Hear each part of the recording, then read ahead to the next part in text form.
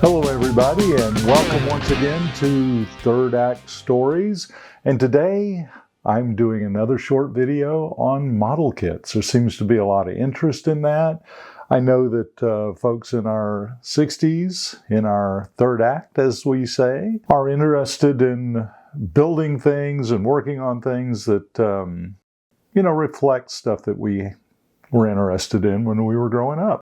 And in the 50s and early 60s, alien invasion movies were all the rage, and there was none of them bigger than War of the Worlds. And that thing was amazing because the flying saucer, or the tripod, was like nothing we'd seen before. This big manta ray shaped ship. Everything in the 60s was manta ray shaped, by the way. And this is a model kit that I built a while back from Pegasus Models. It's a 1/48 scale kit. And, I was able to get a few other things 1/48 scale. I ended up picking up a truck, tore it up, and put a little light inside that. And I also found a preacher.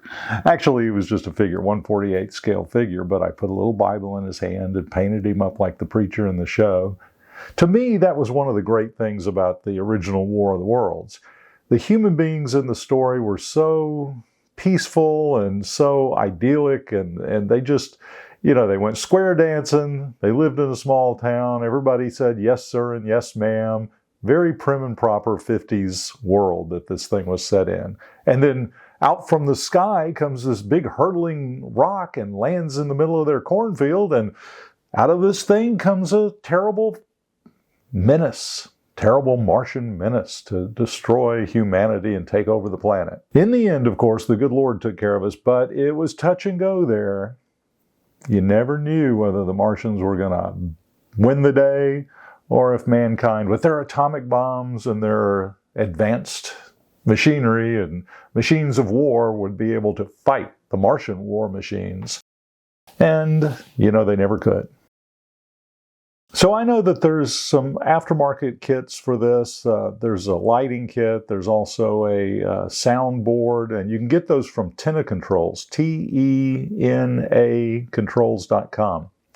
Those guys do some great work, but I think this thing sounds like a squeaky electric paper towel dispenser that I once heard in a restroom in a theater, and I don't want to listen to it make that horrible sound all the time, so I don't have a soundboard in it. It just blinks and it's quiet. I did get a little tiny, maybe a 2mm red blinking LED with some thin wires. You still have to carve out the inside of that neck to get those wires to fit in there. But if you're skilled and you're careful, you can do it. Again, I always put stuff in a box so I don't have to dust it, because I'm a guy and I don't like dusting. I do dust, but I like dusting simple stuff. And these boxes are pretty inexpensive. I think I got this for $20 at Hobby Lobby, or the Hobster Lobster as I like to call it. Anyway, we'll be doing some more shows on different things, but we wanted to get another one of these model kits up for you to take a look at. And hopefully you'll join me back again on the next episode of Third Act Stories.